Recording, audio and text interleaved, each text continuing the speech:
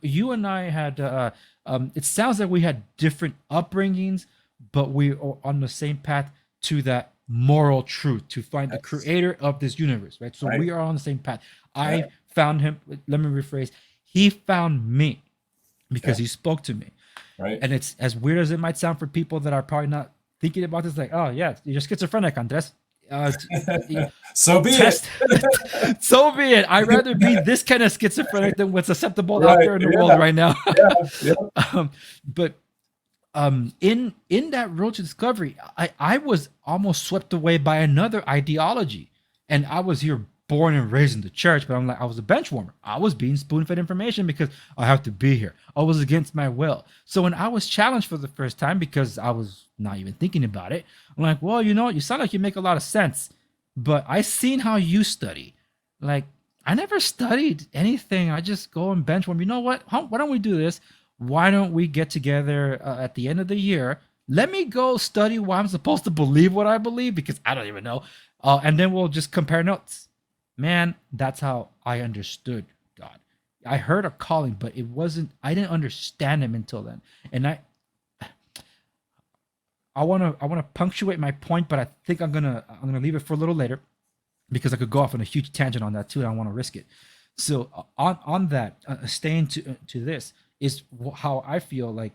Yes, you are on that journey, and I think a lot of people are also finding themselves in that way, and it's in a way even what's transpired in our country since November 2020, I would say, and a lot of stuff that has happened in, I guess you could say, the world or the secular sense, because people have seen for themselves what happens when the flow of information is controlled by big tech corporations. When you have the Facebooks of the world, the Twitters of the world, and the White House quite literally dictating or passing out the notes to mainstream media to tell the people what to say, what to think, what to be upset about, and here are the talking points. One of the things that frustrated me the most as a, not just as a Christian, but also in the political sphere, I have never ever heard it before, when the terrorist attacks on Easter a couple of years ago or more, by couple I do mean two, so it could be a little more, and it happened in Sri Lanka, where there were Christian churches targeted, hundreds of my fellow brothers and sisters in Christ killed and injured. Immediately, the reaction among the politicians here, a term I've never ever heard before: Easter worshipers. Like, what the heck is an Easter worshiper? Does it really hurt you to say that the ones that were targeted were Christian? You can't even bring yourself to say that term. None of them ever used it. Political figures, former presidents, they were all tweeting it. Our heart goes out to the Easter worshipers impacted by all this. Never in the history of English language have those two words ever been used in conjunction. But the media, like a hive mind, said it all like that. Like, what on earth? And that just led it to more credibility. It's like, what then happens when you realize that you've been lied to? Like, I don't, not to touch on it, but it's an example that at the time was told it was fake news and it was a Russian collusion thing. That the Hunter Biden laptop story, when the New York Post tweeted about it and Twitter immediately took it down, said no, that's fake information. It's like, it's the fourth largest newspaper in the country reporting it. It's not some fringe right wing blogger somewhere.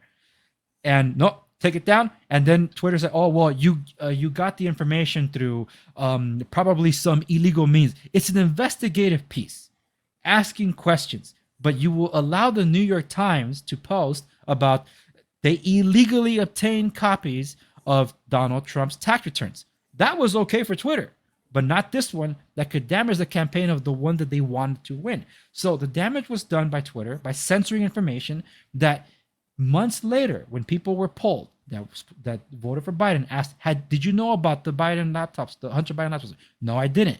Had you known, would you have voted the same way you did? 15% said no, I would have changed my vote. That's a huge number when all things take into account how close the election was. I got a lot of stuff to say about that. That's a different story. But the point is that people were lied to. Okay, so what happened this year? The New York Times has come out to confirm, it's like, that story was accurate. So even when was considered a very progressive newspaper admits to a story from a while ago, says, yeah, it was true.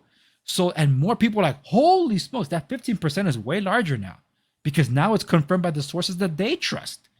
It's like, okay, how much of what you consume as information is information? Like what you say is the brainwashing. And now we have this disinformation governance board that should scare the heck out of anybody. It's like, do you hear this? This is 1984. This is Orwellian stuff happening right before our eyes. It's the Ministry of Truth. We are being conditioned to be told you cannot think for yourself. Mm-hmm. And that is detrimental to society. So I don't discourage anybody from, like, me being a Christian is like, oh, what Nate is saying is it's not Christianity. Like, you're right. He's not. But he'll probably end up where I am anyway. So I will encourage him on his path, and I could share the shared experience that I have with him. I'd rather that instead of Nate saying it has to be this way, and I don't want you to say anything or you to say anything. I don't want you to think for yourself like, well, that doesn't sound like open or free will at all. Say, no, he's on a road to discovery. And if it's an earnest discovery, I know for a fact, and as you're listening to me speak, that you're like, hey, if it is that, then we'll probably find each other here. But at least he's on that journey and self-aware. It's like, they don't want me to see things here. These guys are lying to me. That is a huge step in that journey to discovery, if you will. And I'll give you a moment to respond to or add in your own commentary, because I was monologuing for a bit. Well, I've slightly been paying attention to a few of the things that you've brought up. And, I just want to say that to see how the media and these, big tech institutions are manipulating our information flow and what we're allowed to see and what we're allowed to see and what we're not allowed to see. It is so ridiculous that so many people actually support this. And it's beyond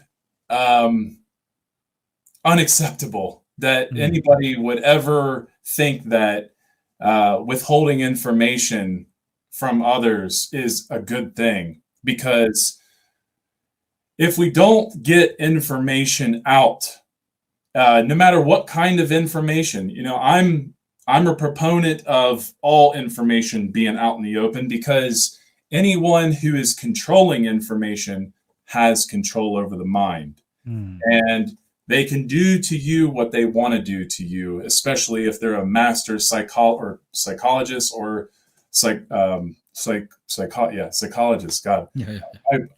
My brain's a little. But yeah, it's like most of the dominators of this world are master psychologists, and they know how the control structure works. The media, the money system, the military, all the religious institutions, all the food, everything is compartmentalized. And the people at the top of the apex, the elitist and the, globalist, or, the few, if you want to call them that, they understand all of the information in all of these compartments. They understand how it works more because they have a power differential of knowledge over everyone else below them.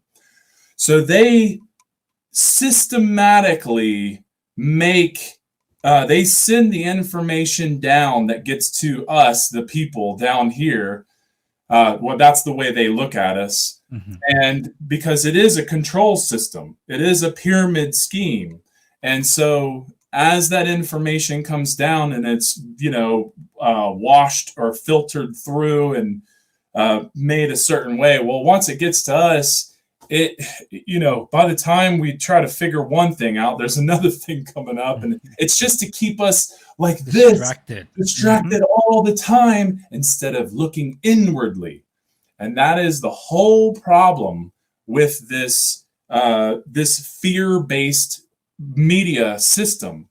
And, it's one of the most mind-blowing things that you could ever awaken to see that it's so orchestrated in such a way by people who actually know how to manipulate certain events or create certain events and then manipulate those, that gets to us. And then we're like, oh my God, what do we do? Instead of just like, hey, maybe you just turn the TV off and, read some books and actually learn about yourself, because we're always too busy learning about this person's stuff and this person's stuff. Yeah. But at the same time, it's crazy, because I'm sure you agree with me. If we don't pay attention, I think it was, what's his name? The black actor who is in Avengers with the eye patch. What's his name? Oh, Nick Fury. What's his name? Samuel L. Jackson. Samuel L. Jackson. He said something like, you got to, you can't just not watch the, what's going on in the world or the news. Like it's good to watch the news, but it's also good to not watch the news. So it's like you're screwed if you do, screwed if you don't, kind of thing. And he really. I don't know. I'm mincing what he said, but the point is that we have to pay attention to what's going on in the world to a degree, or else we won't understand consciousness in the aggregate. We won't understand where people's minds are at and what people are thinking, because it's like waves, constant waves. And if we're not prepared for a certain wave, we're gonna be like, oh man, shit. Excuse me, sorry for my language, but like it's like, oh, we gotta, we have to be somewhat prepared for that, and that's really what I'm getting at with like meeting on the level, because if we have what I call, or what many people call, spiritual armor, we can be prepared to be ready for those things that come at us, and we can deflect them and not allow them to dictate our lives and make us stay in fear and confused and chaotic all the time.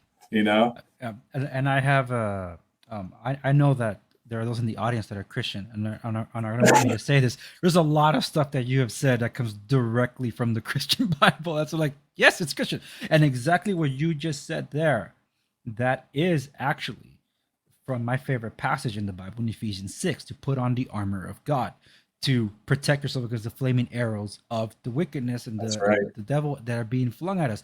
Because that's what I mean. You reach that, the understanding you're reaching is a place where I find myself in, and it feels like, well, he's heading in this direction, which is why I'm not saying, hey, accept Christ as your personal savior. Nope, I'm not doing any of that. It's like, that's a choice you make willingly. And if this is where you find the answer, there's a lot of stuff that you say is like, well, all of that sounds biblical to me. Then, hey, I'll find you here. But it really is. I like that. I'll find you here. That's so cool, man. I love that.